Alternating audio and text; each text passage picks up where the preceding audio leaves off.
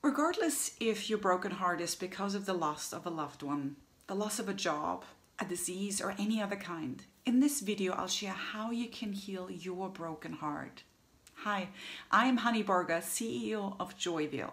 We are a network of professional health coaches helping you live a healthy and joyful life.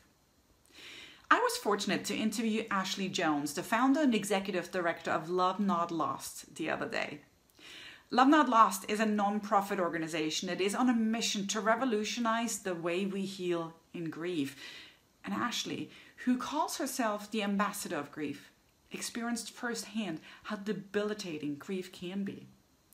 She lost her daughter Skylar just 21 months after she was born, an unthinkable tragedy that put Ashley into the deepest state of sadness.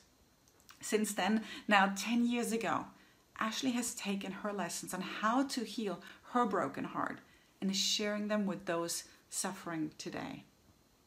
The first question I asked Ashley in our Clubhouse conversation was about the physical pain associated with heartache. Going myself through a very painful divorce back in 2008, I remember how surprised I was that heartache wasn't just a description of a feeling, an emotional being bruised, but that my heart muscle literally hurt. Ashley shared how there is indeed a condition called broken heart syndrome, where emotional suffering is leading the heart's main pumping chamber to weakening, resulting to chest pain and shortening of breath. So knowing this, please recognize that, like with any other disease, you can't simply ignore the pain and move on. When we don't address ailments, they don't just go away, but most often they get worse if not addressed. But Ashley pointed out that many of us try to numb our pain. We do everything possible to avoid the pain, distracting ourselves by mindlessly binge watching TV or drowning ourselves in junk food or medicating ourselves with alcohol and drugs. She shared that our brains are wired for survival rather than helping our mind and body to thrive. Our brain's drive for survival leads us to look for short-term answers to soothe the immediate pain. But in order for us to thrive, we need to address the source of our pain and go through a healing process, just like you would with any other major disease in your body. So when I asked Ashley what the best thing is we can do when healing and dealing with a broken heart, her answer was crystal clear. We need to feel our feelings. That means giving ourselves permission to cry, to express our anger in a safe environment, and to dive deep into the emotions that are associated with our loss. She recommends talking to our body as if it is a conscious thing and asking it, what do you need to heal? Sometimes a clear answer to that question will immediately present itself. Other times, you might hear nothing. Do your best to give your body what it needs at that moment. And if you're not hearing a response, keep asking over time and be open to the answers. There will be some situations that may feel overwhelming and hopeless. You won't be able to get someone back who has died. A divorce can feel like the world is ending. And in those moments, it's best to take time to breathe.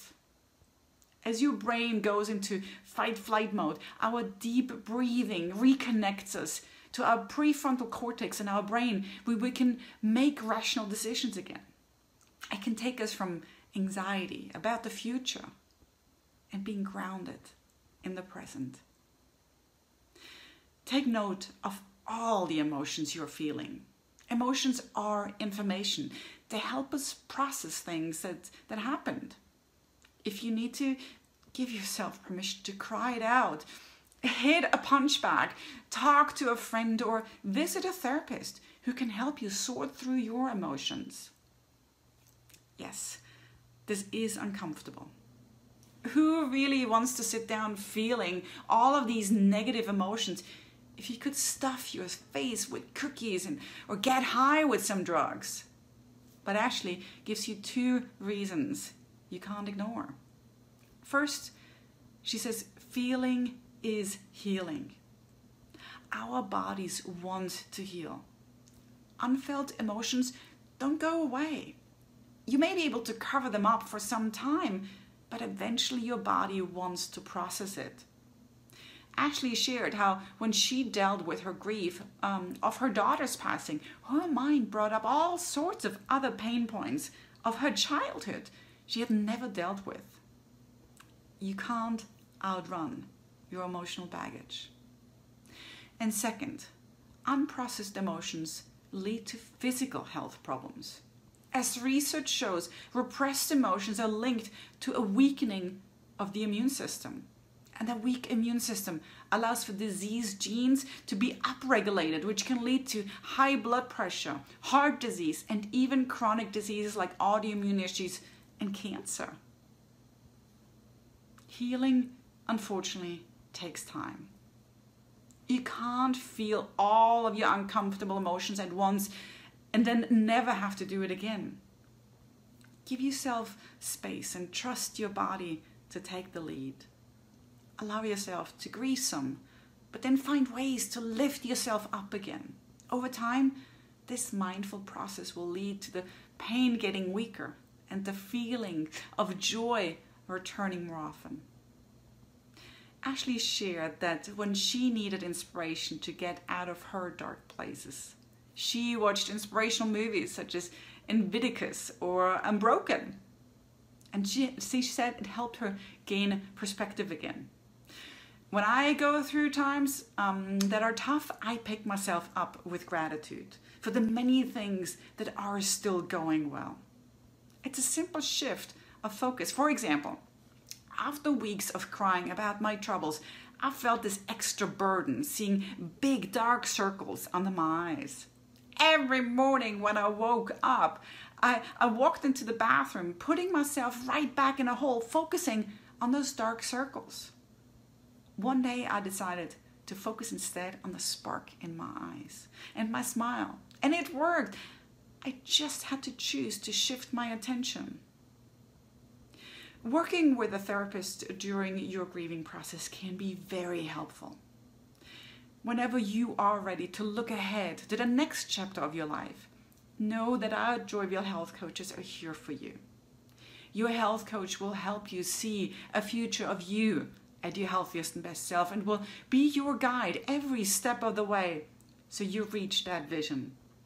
So give us a call today at 1-866-JOYVIAL or go to joyvial.com to schedule your free consultation. That's JOYVIAL.com. Was this helpful? If so, make sure to click the subscribe or follow button right below so you never miss an episode. I look forward to seeing you next time. Ciao.